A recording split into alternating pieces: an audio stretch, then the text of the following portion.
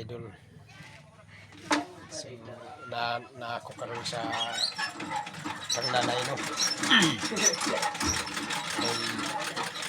Gusto na kong tanawon ang iyang na-experience pod ba. Sukad sa iyang pagkabata. So, tanawon na to mga idol. So, kumadto na ko. Hindi ara. Hindi aras nanay mga idol. So, akong ingnon karon nga pila na katuig ang naggamit ani sa kuan makina nga so kuan daw imong na-experience sa pag i-share daw ang imong na-experience sa pag kuan kining makina. Dera o.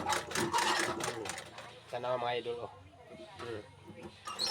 Mao niyang ano kita niya. Oh. Kuy kuno. Ubat gahon ko yun. Nasi. Sukad to 30 anyos opad bunsod at banoy na kay naka kuan kay akong tahion igurag utangon sa akong mga parente. Wa koy halin. Kasi wa koy konsumo panahi unya wa koy ikumpra sa tira. So ikura mag kuanon ba utangon sa akong mga parente. Di man bayaran, tinuig ra ba antud karon nga bayari. So kuyaw pod ang na-experience ni nanay no. 30 ka tuig daw ay 30 yang edad. Sugod siya na nahi ba. Nya karon kay perting luoyan nanay kay yang sarili nga kwarta palit sa tila karon yang mangutangon sa iyang mga parente. Antud karon may so, bayad. Karon di bayaran siya ba. Luoy kay nanay. Nya tagbo siya pangita kwarta karon kay utangon yang tinda.